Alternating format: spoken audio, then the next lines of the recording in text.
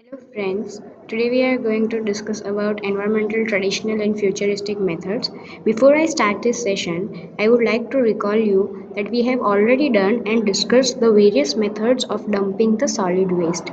So today we are going to see about that which are the future technologies that can be used in solid waste management, right?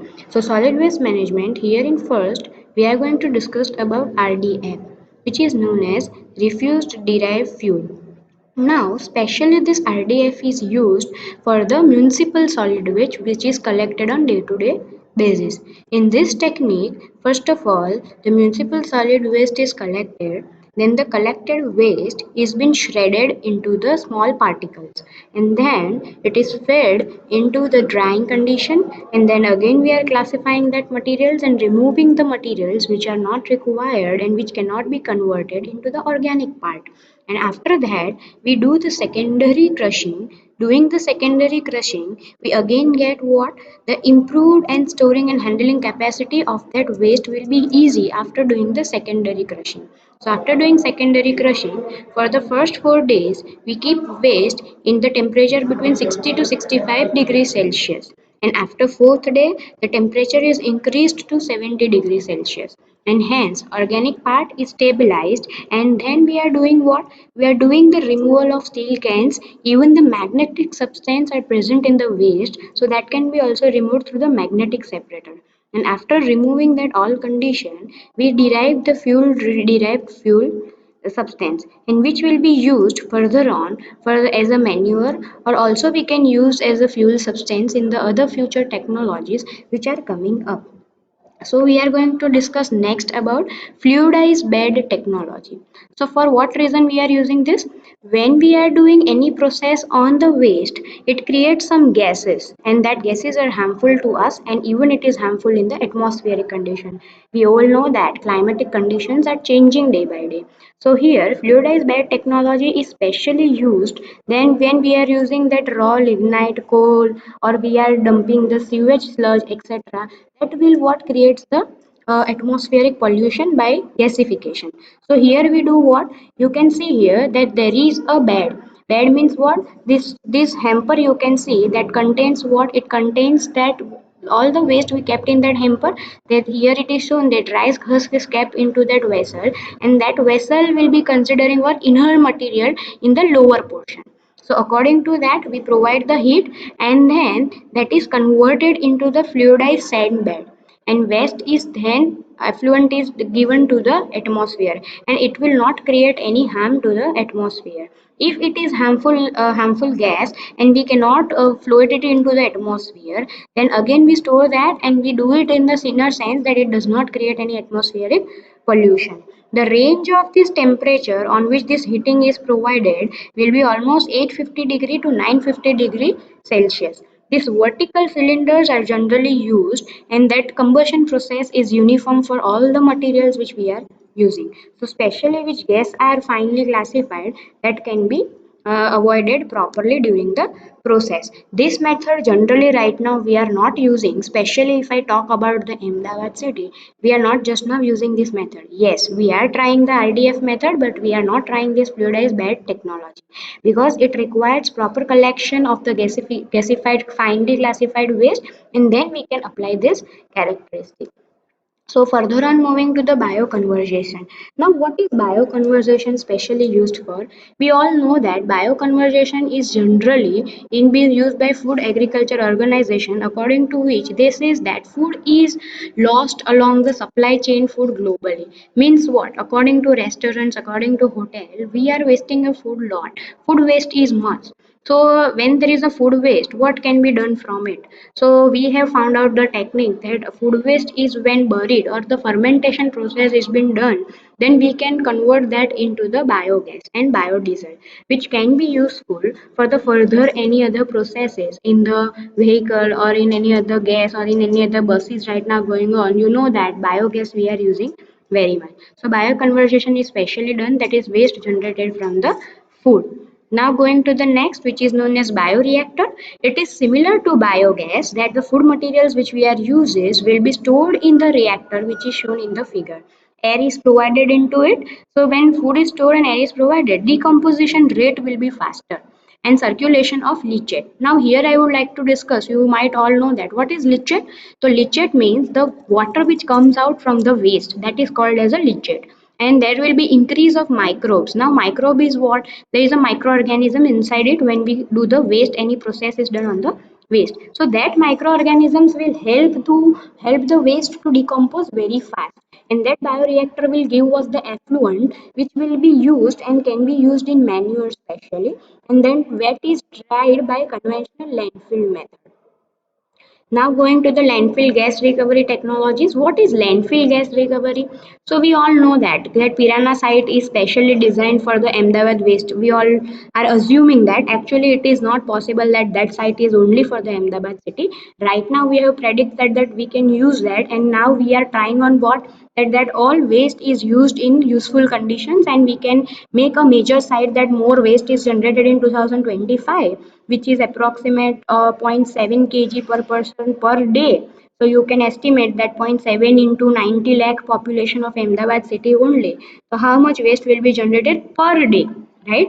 So landfill gas recovery is what? We are doing the stackings of waste material. And when we are doing the stacking of waste material, you have seen that there is a much more of gases which are emitted, which we cannot see, but the gases are emitted because they take a reaction with the geological property of that area, hydrological property, and geotechnical properties which have environmental impacts.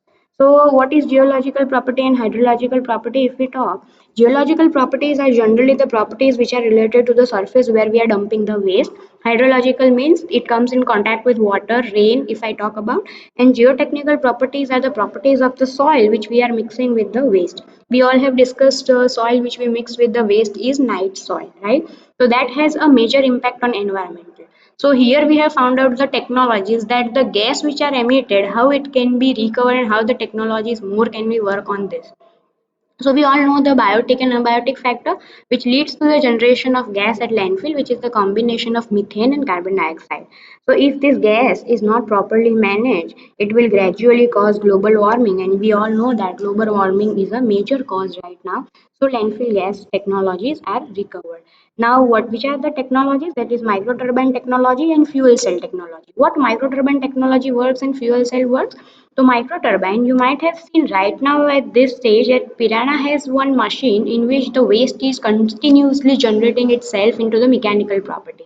So that waste is doing what? It is trying to produce the electricity from that gases. The gases which are collected into that container, it is trying to produce the electricity. Now here if I talk, it does not produce electricity as what hydropower plant produces, but on a smaller scale we are trying to produce the electricity, and that electricity will be supplied to the small scale industries, means nearby projects we can supply that electricity, because we don't know the actual amount of waste how much we are going to collect everyday basis, and we cannot do that, okay, we will be trying to produce electricity from this waste only. This is just a try that we can do, and on smaller amount we can produce electricity. Similarly, fuel cell technology. What is fuel cell technology? Energy from fuel is converted into electrical energy in electrochemical cell is called fuel cell technology. Fuel supply and oxidizing agent react to generate electricity. So similarly in fuel cell happens what? It converts electrical energy into electrochemical cell. We all know that cell contains some types of chemicals, and that chemicals are very useful and even it is harmful to us. So we do what? According to that substances we convert electricity into electrochemical, and we have researched that it can be used in car as a fuel, combustion and application as a fuel cell. Now, further, if we see what are the new transformations in waste industries and smart waste technologies. So, if we see improved recycling rates is important, automated waste collection is important, route optimization, landfill modernization, enhanced safety and quick turnaround times. What is improved recycling rate? If I talk about recycling and waste management companies are investing in improving their tools and techniques. The recent development in single stream recycling, where people can dump all trash in one bin, has been reduced the sorting burden on people and drastically improved the rate of recycling. Means what? People can dump into the one, and that can be reduced, and the truck count and ultimately emission will be done well. Automated waste collection means what? Once the technology is applied, that will be there will be a sensors for the automated collection. and that sensors will do what? They will tell us if bin is full, then it will do what? It will ultimately go to the local corporation, and they will set a function for it that this bin is automatically full. So they will directly do the disposing of that waste. Route optimization, everywhere route optimization is important. So now what we are doing, automated trucks are installed, robotic arms are installed. These are the new technologies which we are installing. So disposing of waste is day to day faster. And safety and quick turnaround times are the important things, that it does not create any harsh while we're disposing waste. So quick turnarounds are like the speedy technologies which right now coming up, and we are giving the far more better that pickups and filling the landfill should be properly done. Now going to the smart waste technologies. Which are the smart waste technologies coming up? That are electric garbage trucks, smart garbage trucks, trash collecting robots, RFDI tags, and eco ATM. So these are the smart technologies in waste technologies, but we are not right now using that. Electric garbage trucks means what? There will be electric truck which is also used by biogas only, and then we do what? We use the smart garbage cans. Smart garbage cans have that sensor that if it is filled, we can directly go to the local communication and they can empty the garbage. And trash collecting robots, there will be the robots who are collecting the trash. RFID tags are used almost in foreign countries, which are not much feasible to use in our country and in our city, because they have some tags, and the tags are given to it. Means what? They provided that pay as you throw garbage. When you throw a garbage, you have to pay, and garbage collection fee. So flat monthly fee residents are charged each time a bin is empty, and separating out the cost of recycling for garbage disposal. So people are aware about the solid waste. They don't dump into day by day whatever waste comes in, they dump it. They don't do like that, and it will be useful. A new technology is eco ATM. Eco ATM is right now not used in any other country except Australia. Australia has tried this. Eco ATM does what? The e-waste will be separated automatically by that system.